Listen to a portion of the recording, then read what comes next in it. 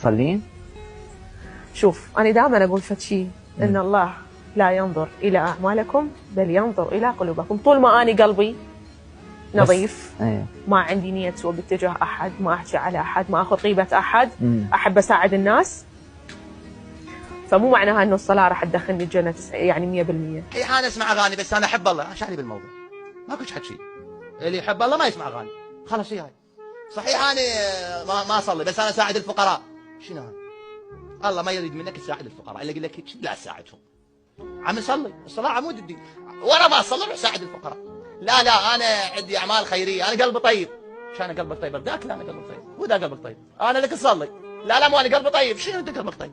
أنت قلبك طيب، أنا شو علي بقلبك؟ الله يقول لك صلي، الله ما يقول لي قلبه طيب، قلبه طيب شنو؟ قلبك غصبا عليه قلبك طيب، ايش تريد؟ سلمك أنت تريد. طبعا قلبك طيب يعني والله حلوة، والله شنو قلبه طيب؟ قلبك طيب شنو؟ وإذا قلبك طيب أنا شو علي بقلبك؟